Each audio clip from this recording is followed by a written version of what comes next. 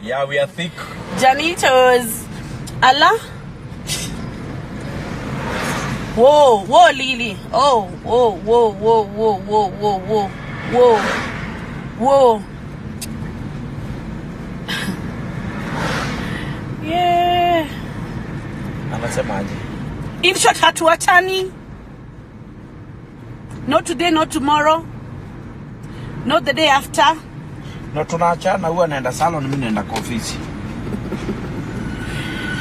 Yeah, it's called social media, man. It's called social media. Lazima ukuwe na thick skin. Usipokuwa na thick skin, you lose it. You lose it. Kama mi, utaomba msamaha? Utaomba msamaha?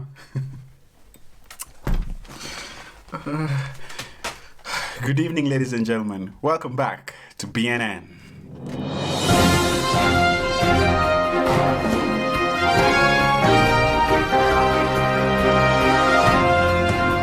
So, as you guys all know, I'm still at war with the Terrence family and I'm waiting for them to negotiate for peace.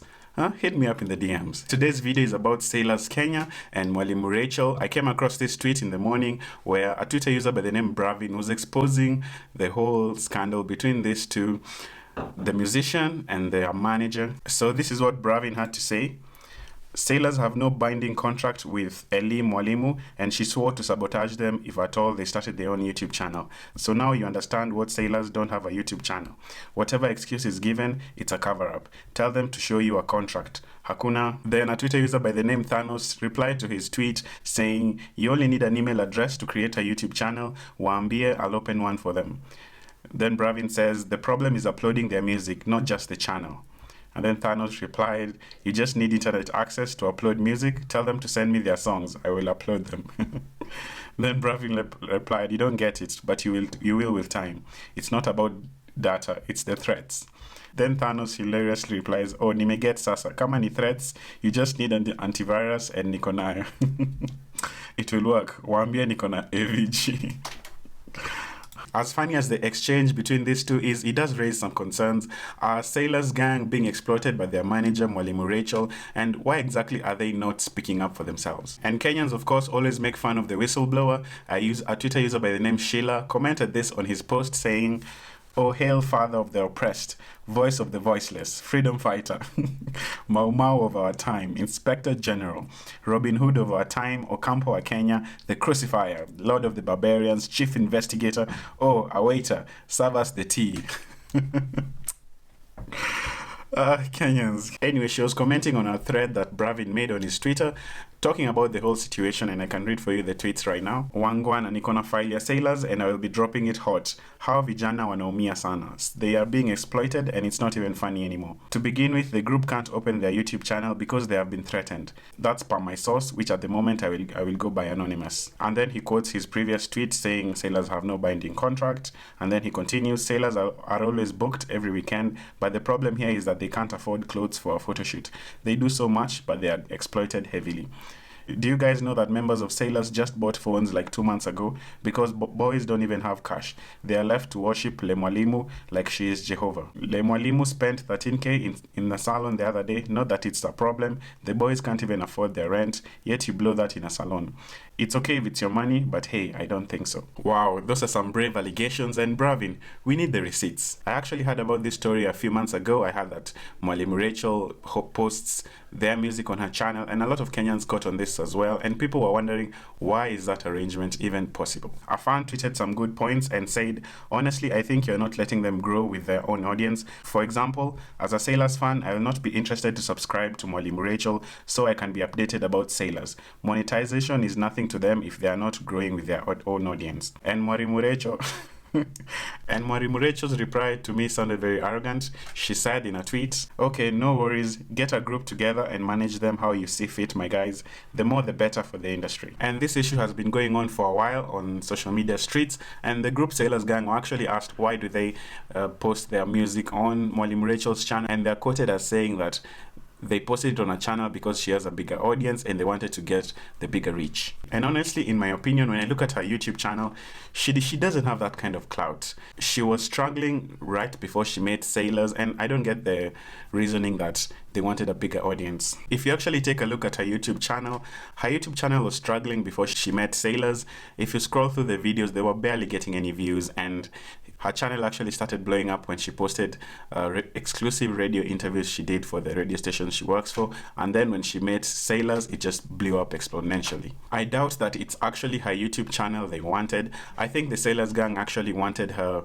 celebrity status or her influence and marketing experience on radio. I think that's exactly what they really needed. And so I think as her manager, I think the whole arrangement of them posting their music on Mwalimu Rachel's YouTube channel, I think that was a condition she set, and this was a condition for her to have control over her investment, because it's being alleged that she has sponsored and paid for their music videos and their production costs. Another fan took to Facebook and talked about the whole situation, and I feel the conversation that was had in this post was very important, and I can read for you the post now. A user by the name Alfie Jazz said, "This group known as Sailors behind the hit song Wamlambez have been played and taken advantage of by Mwalimu Rachel big time. Regardless, she financed their song, video, or she's their group's manager. Uploading their songs in her YouTube channel is wrong and desperate and naive of those guys. YouTube doesn't care in the world about what or whose work you upload on your channel as long as it's not copyrighted by another person. In fact, it automatically considers it your intellectual property, hence payments are directed to the channel owner. In short, Sailors have sold out their songs to Mwalimu Rachel in her disguise of being their manager. It is alleged they did this thinking their name was too small to catch anyone's interest or attention, and belittled or relinquished their potential to another person who they thought had what it takes. Inasmuch as they themselves defend the move, it is squarely upon business principle that it shouldn't go down like that, but instead she should have opened a YouTube channel of their own." Another Facebook user by the name Joe didn't agree with his opinions, and he rebutted the opinion and said, "If you look at the issue from a business point of view, then you will understand. Investor invests for the product, song to be produced. We both know how artists behave once they get some kind of breakthrough. To make sure that every party plays their role correctly, the investor becomes the custodian of the product and her channel, so that if the other party misbehaves, then she still has the product they paid to be produced. Same thing Sony does or Universal, but this doesn't mean that every content produced is posted under the label's channel. Depending on the agreement, the content is normally split. Some of the content will be on the artist page and vice versa. The value. Split sheets and royalties. Mwalimu Rachel owns part of the copyright as the executive producer, the investor. Sailors own part of the copyright as the authors. Once the monies come in, the split sheets come into play regardless of who posted the content. Remember, once you take your song to any publisher or PRSP, a split sheet must be produced, and that means everybody is getting their share. Under CMOs, Mwalimu Rachel is earning from Camp as an executive producer. Sailors under Prisk and MCSK, and the songwriters and performance, which I know you understand. PR, marketing, branding, Mwalimu does and did all this for these guys. Interviews, performances, and networking. All of that, which you clearly know is where the hard work is. She's basically operating like a label." So I think Joe made some really good points, but you also have to look at it like, did Mwalimu Rachel have to put the content on her own channel? She could have just as easily posted this on a Sailors gang channel, and in the end, when the money comes in, they can both just split it if there's an actual contract and agreement that this is how we split profits. Because if you look at this, if Joe is saying that the Sailors gang earn money from MCSK, and have you guys just watched the recent scandals the other day? MCSK was paying artists $2,500. So is this any money really? And if you look at the actual YouTube video by the Sailors, I think they have 3-4 songs on Mwalimu Rachel's channel, and they all at 1 million, 2 million, 3 million views. And if you look at AdSense, purely just AdSense, 1 million view video should earn a creator between $500 to $1,500, no, $500 to around $5,000. And if you look at Kenyan YouTubers, there's this video that was made by Wabosha Maxine. She made $700 for 1 million views, and if I look at the seller again, I think they were around between $1,000 to $1,500 or to $2,000. So if you look at a whole $1,000 compared to an MCSK, what 100,000 compared to 2,500, you can clearly see that that is not there's something fishy and there's something wrong here. So if Mwalimu Rachel is not forwarding the proceeds of the AdSense to the group, and there's no way that we can tell, but if these kids are wise enough, open your own YouTube channel. You can still have agreements with your manager to split profits, but have your own presence and brand.